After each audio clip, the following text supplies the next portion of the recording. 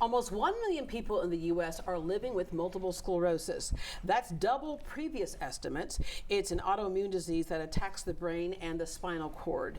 Symptoms may vary from muscle weakness to balance issues, fatigue, and brain fog. At this point, there is no cure, but research and treatments have helped people like Rita Joubran live the best life possible. She is this year's honoree at the MS Society's Together for a Cure luncheon, and she joins us with some of her family members, her husband Nabil and her son George. Good morning. Thank you. Good morning. Good morning. Good morning. All right, I said in the tease that your story reads like a Hallmark movie because it's a true love story. It was really on your honeymoon that you first noticed that something was kind of wrong, but had no idea what. And later you looked back and realized that that was something else. Yeah, so when we were on our honeymoon, I was drying my hair, and all of a sudden the blow dryer was so heavy. And I have like 2 pieces of hair. It takes me 5 seconds to dry my hair. Yeah. And I just had to take breaks, and I didn't know at the time what was going on. Yeah. So but still it's isolated, it's an arm. You're thinking, was my Right. suitcase too heavy? What was going on? Right. And then, afterwards I had symptoms here and there, fatigue, numbness.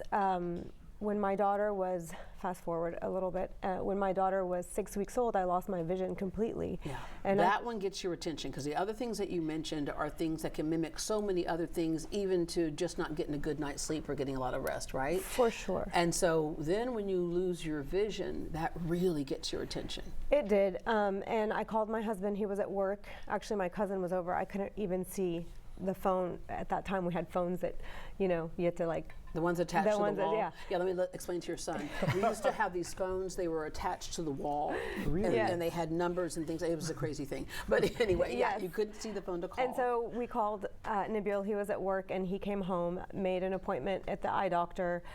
The eye doctor at the time, just to put it in perspective, dilated my eyes. He said, yes, there's some, swelling with the nerve, but sent me home.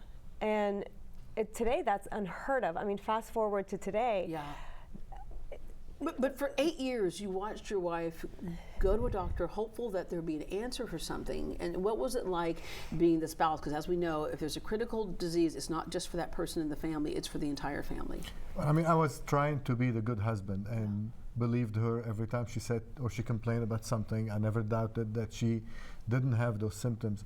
But when we go to the doctors, they would pass it on as something very simple, very explainable, nothing major. Yeah. But I never stopped. I would take her every time she would complain about something, her arm, her leg, her eyesight. Rita, you started to doubt yourself. He was the best. I honestly thought I was losing my mind. Yeah. And I thought he was going to think I was crazy, because every time I would complain about something, he would take me to see the doctor, but the doctor would dismiss it and say, you're anemic, or you're just tired, or carpal tunnel in your elbow. Just anything but not MS. Yeah. I never got a firm diagnosis. You had what we call a God wink, a chance dinner with a friend who happened to be a neurologist, and they noticed something about you at the table.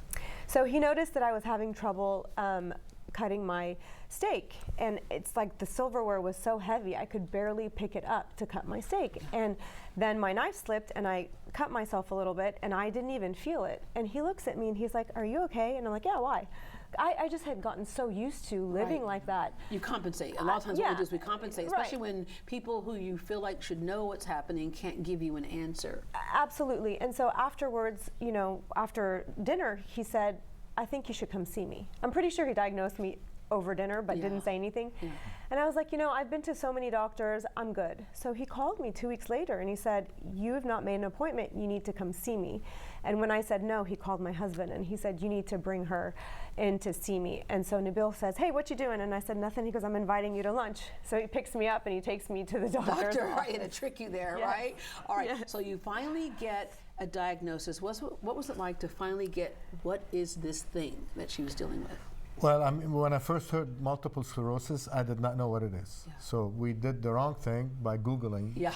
And that was bad. But then we had to sit down as a family and talk about what we need to do, what are the options, and what the expectations are. Yeah, and the tough thing is when you Google it, as I mentioned in the intro, the symptoms can be so wide and varied. My cousin passed away from complications of MS, but it was severe. But what it looks like in one person may not look that way in somebody else. Absolutely.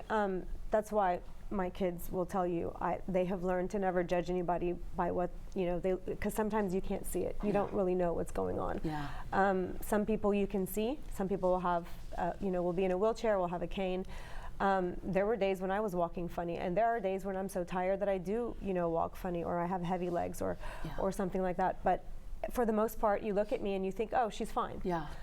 Yeah, George, what's it been like for you as a child? What has it taught you in lessons of compassion? It has definitely taught me not to judge someone by just without knowing them, because looking at my mom again, like she said, you would never know that she has multiple sclerosis. Watching her struggle with her symptoms without knowing, like there were days where she would stay in the car to rest when we would go into church because she couldn't even get out of the car. It was so hot and she just couldn't deal with that. And I mean, as a 9-year-old at the time, it was very hard to do that, and it wasn't good that she got diagnosed, but it was good that she finally had an answer. And it's just been inspiring to see what she has done with it and what my dad has done to support her. And speaking of support her, the next challenge. So you find out what it is, they say, but here's the good news. We can mitigate some of these symptoms. Here's the medication, only it costs $1 billion a month, just so you know. Yeah, well, we were really lucky that we had insurance, but a lot of people are not so lucky. Yeah. I was on Tysabri, which is one of the disease-modifying therapies. When I was first diagnosed, there were only seven or eight. Today, we have over 30. So, I mean, that's a really good thing. But at the time, what I was on was a $25,000 drug. And we say $25,000 like a month? For a month. $25,000 a month. Yes. And so MS is one of, I think it's the second most expensive disease to treat, because it's so long term. You live with it for a very long time, and it is expensive. Yeah. And it is one of the reasons why I took this, and everything I think happens for a reason. And I was trying to figure out what the purpose was, because I know God didn't do this to be mean. And so I took this and I thought, I want to be an advocate. I want to figure this out. Today I sit on the board. We try to do what we can, and I said I was going to do whatever I could for as long as I could until there's a cure, and we're still doing it. Yeah, but that's why it's so important, because early years there was not even a medication to turn to, and it was much harder to diagnose. It was diagnose and adios. Years, but diagnose and adios. Yeah. All right, let's back up a little bit, and I touched on a little bit of what it is: autoimmune disease that attacks the nervous system and the brain and disrupts the signals between the brain and the body, and it can be degenerative. And so what these medications have done is kind of sometimes put people in remission, if you will? Correct. So it stops the progression. I mean, the goal is to stop the progression. I have not had any new lesions in the past maybe 13 years. Yeah, thank God. Yes. So it's been what I've been on has been great. And the simple fact that what I started on didn't work, and that I had only 7 different options to choose from, and today we have over 30. So what I was on, I could no longer take, because I tested positive for the JC virus, and it was very dangerous to continue it. So now I have another option. I'm on a new drug, and this is a very new drug. It's only been out for 2 years, and I'm on it.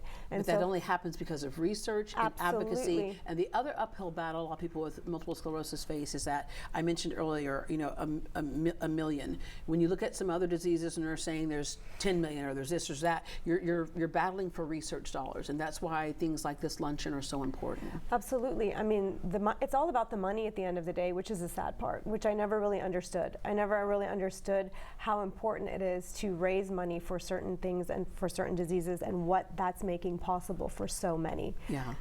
Your family is united by the resilience, and so you have other children as well, and so just everybody, your mom, everybody, you just have wrapped around this cause. As we know, there's the MS 150 that people have ridden in, friends have ridden in your honor as well. Yes, so we didn't know what the MS 150 was until a customer at our restaurant decided that he was going to ride in my honor, and then that was the most incredible thing that anybody has ever done. And then my husband decided he was going to ride, and then I decided I was going to ride, and then the kids volunteer, my family volunteers. It's just a family affair, and our family and friends have really, the support we've been shown has been immeasurable, and I believe it is part of why I'm doing so well. Yeah, it gives me so much hope to see that. And people, you never know when you support a cause that you really might be supporting yourself, because this is one of those things that it doesn't happen out of the gate. Usually, around 20s, 30s, and women more so than men for some reason. Yes, correct. It's usually diagnosed between the ages of 20 20, 30, up to 50, but that's usually the window. Yeah, yeah. All right. You're this year's honoree for your family's Yes. advocacy. Yes, So congratulations. thank you. Thank you. It's a very humbling honor. They're honoring my entire family, and as they should. The kids have lived, eat, and breathe this since they were very young. Yeah. And I was diagnosed in 2009, so it's been a minute. Yeah. And we're just, it's a little bit uncomfortable to be honored in that way, but it's very, very humbling, and we're really grateful. Yeah, and the bill, there are so many, we know Houston is one of those cities that we have so many causes that we address. What do you say to somebody who says, I don't have a dog in this hunt, to support something like this? Well, I mean, you don't have to have a dog in the hunt. It's a good thing to do for humanity in general. But it is amazing. We've met so many people over the years that they started getting involved in this, and then they start finding out they have a neighbor or a cousin who has MS. Yeah. And then they were like, oh, I should have started earlier, or now it means a lot to me, but that's okay. So it's not just about knowing somebody. I mean, it helps us in our fundraising when we ask people to help because we have a personal story. Yeah. But so many other people that are in this movement with us don't have a direct connection. They build one. Yeah. They discover one. You know, so many kids, George, is like, oh, your parents, yeah, whatever, especially as you get older, you go straight to your room and you're, online or whatever. Has it made you value the time that you have with your mom more?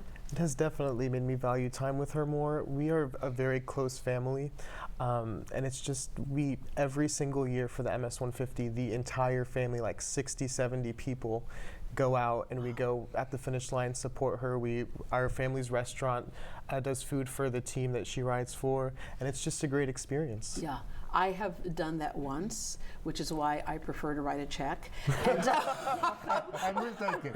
You're like, I will take it. Yeah, I was like, yeah, I'm gonna do that. But what was crazy for me was seeing people who are, in the fight of their life with MS, and nothing was going to stop them from getting up on that bike and doing the best they could. And you're one of them. And watching them actually finish, and it gives the rest of us like no excuse, right? And so, if I can do it, anybody can. Yeah. All right. Congratulations again, and thank you very, very much. You became more assertive, more focused, more empowered. Your favorite quote is, "MS released the beast in me." It sure did. All right. Rita and her family will be honored at this MS Houston luncheon happening on September 19th, the 16th, from 10:30 a.m. to 1 p.m. at the Post Oak Hotel at Uptown. To learn more, visit greatdayhouston.com, and we will connect you to their website.